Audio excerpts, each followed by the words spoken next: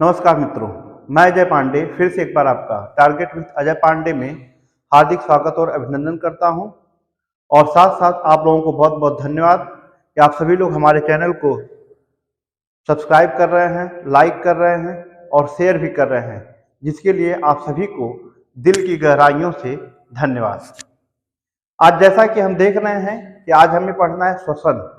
श्वसन किसे कहते हैं या रिस्पायरेशन किसे कहते हैं।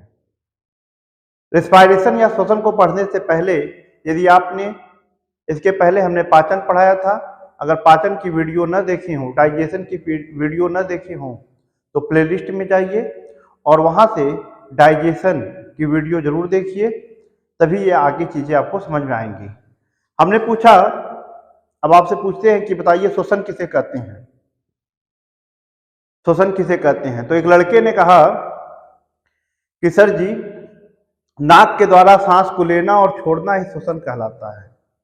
तो कोई कहता है आम बोलचाल की भाषा में कि वायुमंडल से ऑक्सीजन को, वैसे तो हम विभिन्न गैसें ग्रहण करते हैं, वायुमंडल से ऑक्सीजन गैस को ग्रहण करना और पुनः वायुमंडल में कार्बन डाइऑक्साइड गैस को छोड़ देना ही क्या कहलाता है? श्वसन कहलाता है। लेकिन क्या यह परिभाषा सही है? यह परिभाषा श्वसन की सही नहीं है। वायुमंडल से ऑक्सीजन को ग्रहण करना और पुनः वायुमंडल में कार्बन डाइऑक्साइड को छोड़ देना, यह परिभाषा है श्वासोच्छ्वास। इसे कहते हैं श्वासोच्छ्वास। इसे श्वासोच्छ्वास अथवा इसे हम ब्रीदिंग कहते हैं। क्या कहते हैं? ब्रीदिंग कहते हैं। इस प्रक्रिया को हम ब्रीदिंग कहते हैं। तो फिर बात आई कि भाई वास्तव में अब आप पूछेंगे कि सर श्वसन किसे कहते हैं, आप ही बता दीजिए श्वसन किसे कहते हैं। तो श्वसन समझने के लिए थोड़ा सा रुकिए, धैर्य रखिए, अब समझते हैं श्वसन किसे कहते हैं। देखिए, हमें प्रत्येक कार्य को करने के लिए क्या चाहिए? ऊर्जा चाहिए। ध्यान से सुनिएगा, हमें प्रत्येक कार्य को करने के लिए ऊर्जा चाहिए। और अब हम पूछेंगे कि ऊर्जा किसे कहाँ से मिलती है, तो आप कहेंगे विभिन्न प्रकार के पोषक तत्वों से। और ये विभिन्न प्रकार के पोषक तत्व कहां पर जाके हमें ऊर्जा देते हैं, तो इस चीज को हम समझने के लिए थोड़ा समझते हैं। हमें इसके पहले वीडियो में देखें कि जो पोषक तत्व हैं वो हमारी छोटी आंत से एब्जॉर्ब होकर के ब्लड में आ जाते हैं और ब्लड के माध्यम से वो सारे पोषक तत्व हमारी कोशिकाओं के पास पहुंचते हैं। ये मान लीजिए कि हमारी एक कोशिका है। क्या है? कोशिका है। अब ब्लड के माध्यम से जो भी न्यूट्रिएंट हैं, जो भी पोषक तत्व हैं, ये जो पोषक तत्व है, न्यूट्रिएंट्स है, ये जो न्यूट्रिएंट्स है, ये ब्लड के माध्यम से हमारे सेल्स तक आया और सेल्स के अंदर क्या हुआ? प्रवेश करके। इस प्रक्रिया को हमने वहां पे सब्लिमेशन, एसिमिलेशन कहा था, सॉरी, उसे हमने एसिमिलेशन या स्वांगीकरण कहते हैं। अब इस सेल्स के अंदर, इस सेल्स का एक अंग है, एक ऑर्गेनेल है, जिसे हम माइटोकॉन्ड्रिया कहते हैं। क्या है ये भाई? ये माइटोकॉन्ड्रिया है। यहां पर सेल का एक अंग है जिसे माइटोकॉन्ड्रिया कहते हैं। और यह पोषक तत्व कहां आता है? माइटोकॉन्ड्रिया के अंदर। तो क्या अकेले ही यह पोषक तत्व आके माइटोकॉन्ड्रिया के अंदर हमें ऊर्जा देता है? नहीं, ऐसा नहीं होता है। यह पोषक तत्व अकेले माइटोकॉन्ड्रिया के अंदर आके हमें ऊर्जा नहीं देता है। इसको टूटने के लिए ये पोषक तत्व वास्तव में टूटता है। और किसकी उपस्थिति में टूटेगा? ऐसे ही नहीं टूटेगा। माइटोकॉन्ड्रिया के अंदर आ गया, माइटोकॉन्ड्रिया के अंदर आ गया तो यह पोषक तत्व टूटता नहीं है। जब तक इस माइटोकॉन्ड्रिया के अंदर ऑक्सीजन गैस नहीं आ जाती है, तब तक यह पोषक तत्व टूटेगा नहीं। और यदि टूट भी जाता है तो यह हमें ऊर्जा नहीं देगा। जिस ऊर्जा की हमें आवश्यकता है वह ऊर्जा हमें नहीं देगा। तो आप यहाँ पे श्वसन की परिभाषा को बता सकते हैं या यहाँ पे कह सकते हैं कि पोषक तत्व का, ये जो पोषक तत्व हैं, इस पोषक तत्व का सेल्स के अंदर, कोशिका के अंदर, भाई कोशिका के अंदर ही है ना, पोषक तत्व का कोशिका के अंदर ऑक्सीजन की उपस्थिति में, पोषक तत्व का कोशिका के अंदर ऑक्सीजन की उपस्थिति में टूटने की प्रक्रिया को ही श्वसन कहते हैं। अब हम यहाँ पे श्वसन की परिभाषा को जान सकते हैं कि श्वसन किसे कहते हैं। तो हम कह सकते हैं कि किसी भी जीव के अंदर, कोई भी जीव हो, किसी भी जीव के कोशिका के अंदर, किसी भी जीव में कोशिका के अंदर पोषक तत्वों के, किसी भी जीव में कोशिका के अंदर पोषक तत्वों का ऑक्सीजन की उपस्थिति में टूटकर ऊर्जा देना ही श्वसन कहलाता है। तो श्वसन की परिभाषा आपको समझ में आ गई होगी कि किसी भी जीव में कोशिका के अंदर पोषक तत्वों का ऑक्सीजन की उपस्थिति में टूटकर ऊर्जा देना ही क्या कहलाता है, श्वसन कहलाता है। ये बात आपको समझ में आ गई होगी। अब यहाँ पे देखिए, हालांकि श्वसन, अब ये डायरेक्ट तो ऑक्सीजन यहाँ पे आ नहीं जाती है, तो इसके लिए श्वसन के कुछ चरण हैं, उन विभिन्न चरणों से ऑक्सीजन यहाँ तक आती है। श्वसन की परिभाषा याद हो गई होगी आपको, और इससे सरल परिभाषा आप कहीं नहीं सुने होंगे। चैनल को सब्सक्राइब करिए, लाइक करिए और शेयर भी करते रहिएगा। अब देखते हैं हम श्वसन के कुछ चरण, यहाँ पे बात करेंगे श्वसन के कुछ चरण। इसको हम मिटा दे रहे हैं, फिर से बताएंगे श्वसन के कुछ चरण को हम देखते हैं। यहाँ पे श्वसन के कुछ चरण हैं, क्या है भाई, स्टेप्स ऑफ, अब हम कह सकते हैं steps of respiration, steps of respiration, या आप इसे हिंदी में लिख सकते हैं श्वसन के चरण। नंबर 1, पहला हम कहेंगे बाह्य श्वसन। कौन सा श्वसन कहेंगे, बाह्य श्वसन। बाह्य श्वसन जिसे हम एक्सपायरेशन कहते, एक्सपायरेशन। बाह्य श्वसन क्या है, अब हम इसको यहां पे समझते हैं बाह्य श्वसन क्या है। देखिए, यह हमारे चारों तरफ जो बाहरी वातावरण है ना, हमारे चारों तरफ, तो किसी भी जीव के द्वारा अपने बाह्य वातावरण से, किसी भी जीव के द्वारा अपने बाह्य वातावरण से ऑक्सीजन, वैसे तो देखिए हम बहुत सारी गैस ग्रहण करते हैं, ऑक्सीजन ही नहीं बहुत सारी गैसें आती हैं, लेकिन उनमें से हमारा जो फेफड़ा है केवल ऑक्सीजन गैस को ही लेता है, बाकी गैसों को छोड़ देता है। तो इसलिए हम यहाँ पे ऑक्सीजन गैस की बात करेंगे। किसी भी जीव के द्वारा बाह्य वातावरण से ऑक्सीजन गैस को ग्रहण करना, किसी भी जीव के द्वारा बाह्य वातावरण से ऑक्सीजन गैस को ग्रहण करना और उस बाह्य वातावरण में कार्बन डाइऑक्साइड को छोड़ देना ही कहलाता है एक्सपायरेशन। नहीं, इसे हम यहाँ पे इसे एक्सटर्नल रिस्पायरेशन कहेंगे। ठीक है, यहाँ पे गलती हो गई थी, इसे हम कहेंगे एक्सटर्नल रिस्पायरेशन, एक्सटर्नल रिस्पायरेशन, इसे हम कहेंगे एक्सटर्नल रिस्पायरेशन।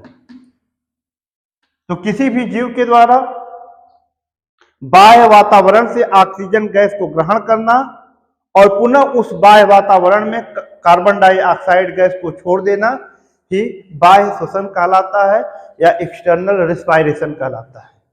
अब नंबर दूसरी बात करेंगे हम गैसियस, जिसे हम कहेंगे गैसीय श्वसन। नंबर 2 गैसीय श्वसन, जिसे गैसियस रिस्पायरेशन कहते हैं, गैसियस रिस्पायरेशन, गैसियस रिस्पायरेशन। अब देखिए गैसियस रिस्पायरेशन क्या है। हम ये देखें कि जो बाह्य श्वसन था, बाह्य श्वसन में हमने क्या किया कि अपने इस नाक के द्वारा हमने क्या किया, ऑक्सीजन गैस को ग्रहण किया। कौन सी गैस को, ऑक्सीजन गैस को, और पुनः क्या किया, कार्बन डाइऑक्साइड गैस को इस बाह्य श्वसन में हमने छोड़ दिया। अब ये जो ऑक्सीजन गैस है यहाँ से ये हमारे लंग्स तक जाती है। कहां तक जाती है भाई, लंग्स तक, फेफड़ों तक जाती है। और इस फेफड़ों से, ये जो फेफड़ा है, यही फेफड़ों से बहुत सारी ब्लड वेसल्स होती हैं और उन ब्लड वेसल्स में हमारे शरीर में जो अशुद्ध रक्त होता है वो अशुद्ध रक्त आता है और यहाँ पे क्या होता है कि इस अशुद्ध रक्त से इस फेफड़े में कार्बन डाइऑक्साइड गैस चली जाती है और इस फेफड़ा से ऑक्सीजन गैस इस ब्लड के अंदर चलाता है। तो आप देख रहे हैं, अब यहां पे हम क्या कर सकते हैं गैसीय श्वसन में, कि हमारे लंग्स, हमारे फेफड़ों और रक्त वाहिकाओं के बीच में, या हमारे फेफड़ों और ब्लड वेसल्स या रक्त के बीच में गैसों के आदान प्रदान को, किस गैस के, ऑक्सीजन और कार्बन डाइऑक्साइड गैस के आदान प्रदान को गैसीय श्वसन कहते हैं। तो गैसीय श्वसन में हम कह सकते हैं कि लंग्स अर्थात फेफड़ा और ब्लड, रक्त के बीच में, फेफड़ा और रक्त के बीच में ऑक्सीजन और कार्बन डाइऑक्साइड गैस के आदान प्रदान को ही हम गैसीय श्वसन या गैसियस रिस्पायरेशन कहते हैं। ठीक है, इतनी बात समझ में आ गई होगी। तीसरी बात हम जानेंगे, तीसरा चरण क्या है, आंतरिक श्वसन। कौन सा श्वसन है, आंतरिक श्वसन। तीसरी बात हम समझेंगे यहाँ पे आंतरिक श्वसन, जिसे हम इंटरनल रिस्पायरेशन कहते हैं। कौन सा रिस्पायरेशन, इंटरनल रिस्पायरेशन कहते हैं। अब इंटरनल रिस्पायरेशन क्या है हम इसे समझते हैं। अब यहां पे हमने देखा कि लंग्स से, हमारे फेफड़ों से ब्लड में ऑक्सीजन आ गई। अब ये जो है कि हमारे ब्लड वेसल्स के द्वारा ये ऑक्सीजन हमारे पूरे शरीर में कोशिकाओं तक जाती है। कहां तक जाती है, कोशिकाओं तक।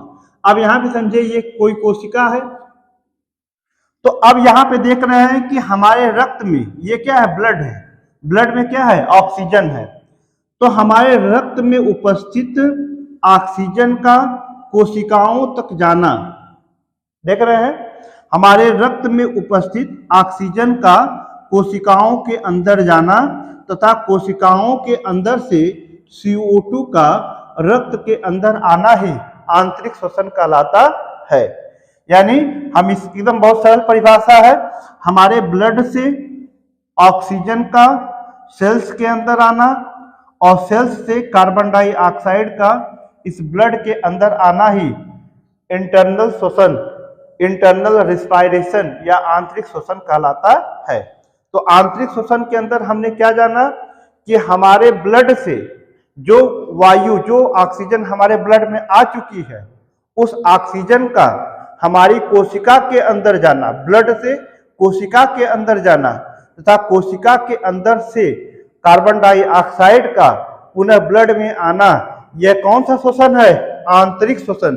क्योंकि ये शरीर के अंदर हो रहा है इसलिए हम इसे आंतरिक श्वसन कहते हैं। अब चौथा जो है, चौथा हम स्टेप इसमें पढ़ेंगे कोशिकीय श्वसन। कैसा श्वसन, कोशिकीय श्वसन। कोशिकीय श्वसन जिसे हम कहते हैं सेलुलर रिस्पायरेशन। कोशिकीय श्वसन क्या है, यहां पे इतनी चीज आप समझ गए हैं, इसको मिटा दे रहे हैं। देखिएगा कोशिकीय श्वसन क्या है। अब ये आप देख रहे हैं कि हमारी जो ब्लड वेसल्स थी, ये हमारी कोई कोशिका है और ये ब्लड वेसल्स है। अब हमने यहाँ पे देखा था आंतरिक श्वसन में कि ये जो ऑक्सीजन गैस है, ये ऑक्सीजन गैस हमारी कोशिका के अंदर आ गया, सेल्स के अंदर, और सेल्स के अंदर से कार्बन डाइऑक्साइड गैस हमारे ब्लड में चली गई। तो ये हमने पढ़ा था आंतरिक श्वसन में। लेकिन अब कोशिकीय श्वसन क्या है हम इसको यहाँ पे जानते हैं। अब देखिए ऑक्सीजन कोशिका के अंदर आ गई है, इस ऑक्सीजन का, और देखिए ऑक्सीजन कोशिका के अंदर आ गई है और इसी ऑक्सीजन की उपस्थिति में, कहाँ आ गई ऑक्सीजन, कोशिका के अंदर। फिर हम श्वसन समझेंगे। ये ऑक्सीजन कोशिका के अंदर आ गई है और इसी ऑक्सीजन की उपस्थिति में भोजन का या पोषक तत्वों का, इसी ऑक्सीजन की उपस्थिति में विभिन्न प्रकार के पोषक तत्वों का टूट जाना या ऑक्सीजन की उपस्थिति में विभिन्न प्रकार के पोषक तत्वों का टूटकर ऊर्जा उत्पन्न करना ही श्वसन कहलाता है। अब यहाँ पे ऑक्सीजन आई और जो भी है, जो जैसे ग्लूकोज है C6H12O6, बहुत सारे हैं, प्रोटीन है, फैट है, और ये सब माइटोकॉन्ड्रिया के अंदर आए हैं। तो हम कह सकते हैं कि कोशिका के अंदर ऑक्सीजन की उपस्थिति में पोषक तत्वों का टूटकर ऊर्जा उत्पन्न करना कोशिकीय श्वसन या श्वसन कहलाता है। कौन सा श्वसन कहलाएगा? कोशिकीय श्वसन कहलाएगा। ऑक्सीजन की उपस्थिति में पोषक तत्वों का टूटकर ऊर्जा उत्पन्न करना ही क्या कहलाता है? कोशिकीय श्वसन कहलाता है। इतनी बात आपको समझ में आ गई होगी, हमें पूरा विश्वास है। ठीक है, अब इसके बाद हम आगे बात करते हैं श्वसन के प्रकार। टाइप्स ऑफ श्वसन, टाइप्स ऑफ रिस्पायरेशन, या आप कह सकते हैं श्वसन के प्रकार।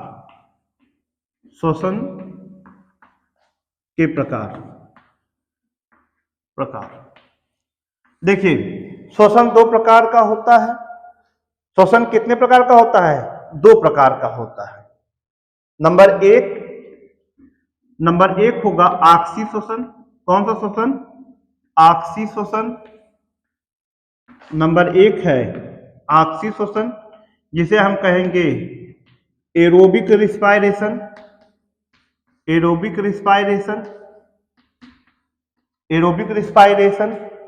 और दूसरा है अनाक्सी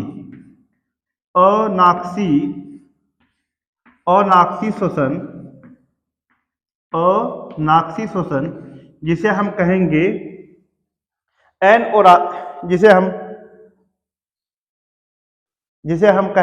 एनएरोबिक रिस्पायरेशन। एनएरोबिक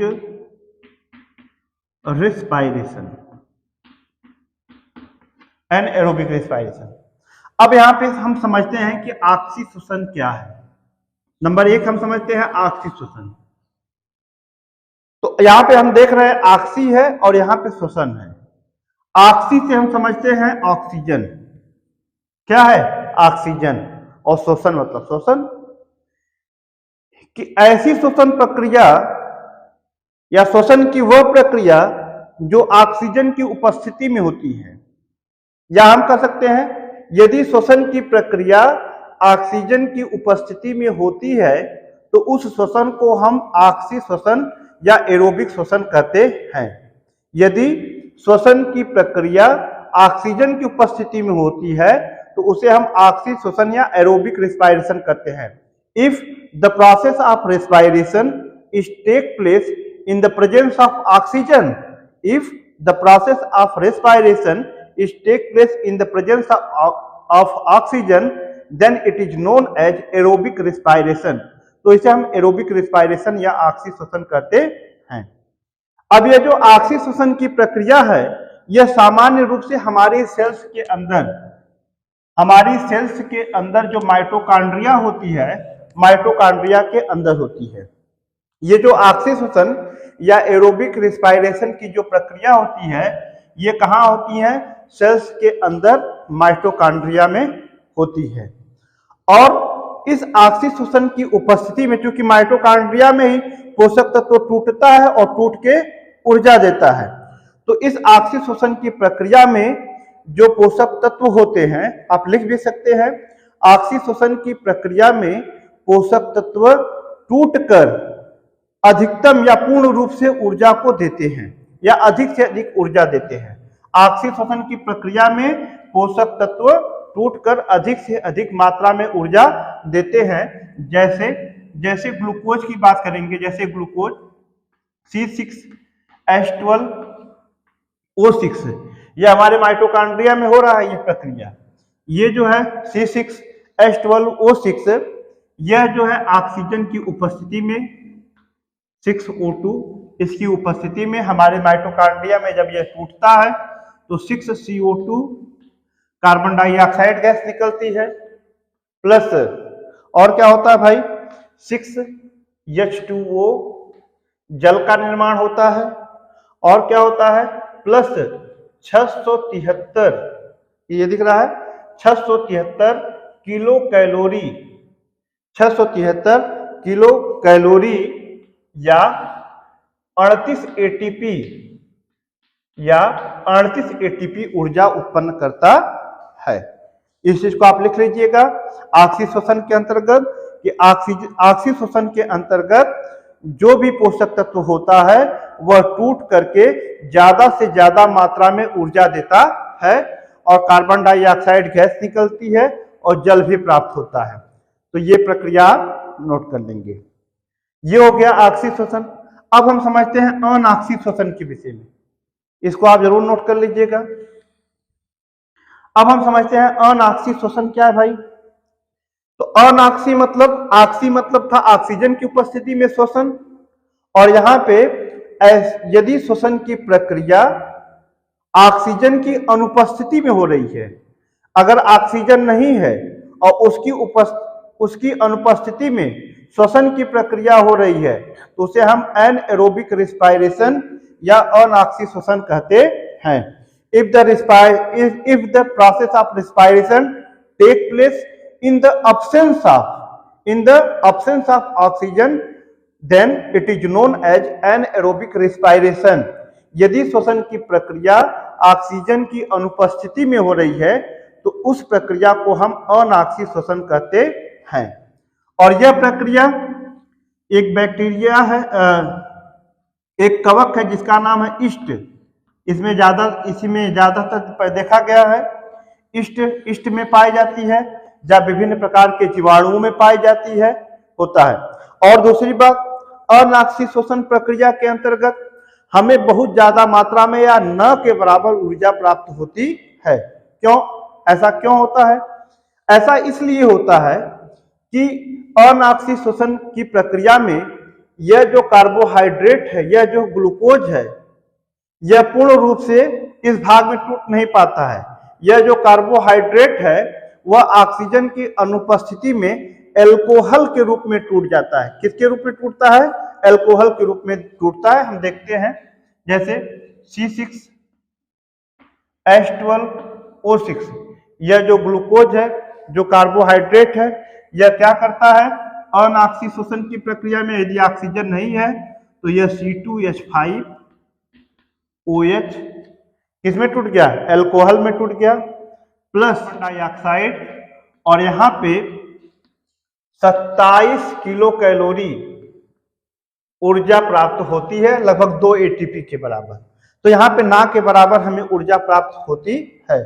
तो अनऑक्सी श्वसन का मतलब हो गया कि श्वसन की ऐसी प्रक्रिया जो ऑक्सीजन की अनुपस्थिति में होता है, और यह प्रक्रिया ईस्ट में और कुछ जीवाणुओं में पाई जाती है, और यहाँ पर ग्लूकोज पूर्ण रूप से टूट नहीं पाता है, या ग्लूकोज 2 कार्बन के परमाणुओं में टूटता है, और यहाँ पे बहुत कम मात्रा में या ना के बराबर ऊर्जा प्राप्त होती है। ठीक है, अब देखिए इस प्रक्रिया को हम फर्मेंटेशन भी कहते हैं। क्या कहते हैं? किण्वन कहते हैं। यह कुछ कवक और जीवाणुओं में पाई जाती है और इस प्रक्रिया को हम फर्मेंटेशन भी कहते हैं। यानी अनऑक्सी श्वसन की जो प्रक्रिया होती है, अनऑक्सी श्वसन की प्रक्रिया को हम एक और नाम से जानते हैं, किण्वन।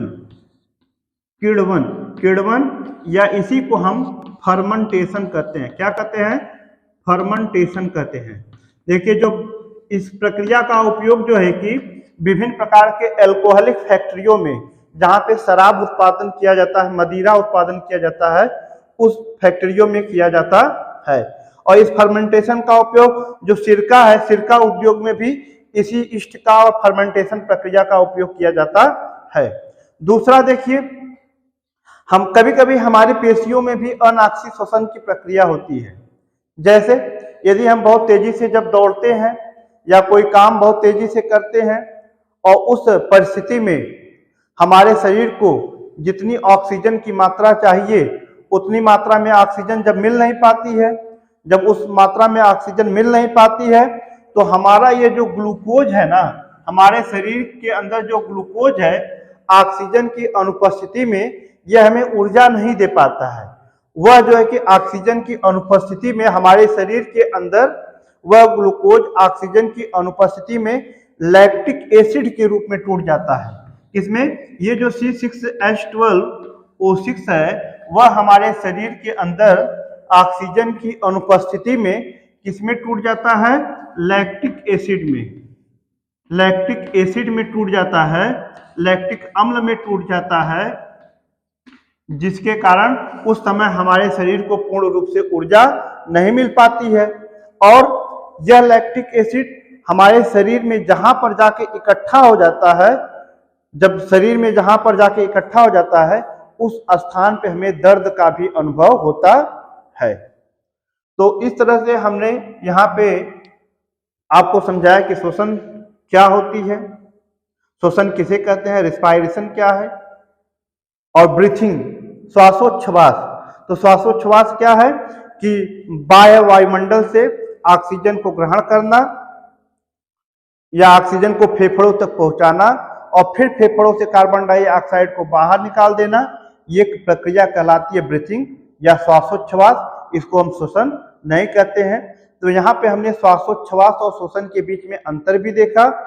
श्वसन किसे कहते हैं, श्वसन के कुछ स्टेप्स और श्वसन के प्रकार। तो हमें पूरी उम्मीद है कि आपको ये वीडियो, ये सारी चीजें समझ में आई होंगी। यदि आपको अच्छा लगा, समझ में आई हैं, तो चैनल को सब्सक्राइब करिए, लाइक करिए और शेयर करिए। बाकी जो शेष भाग है वो अगले पार्ट में पढ़ाएंगे। तब तक के लिए धन्यवाद।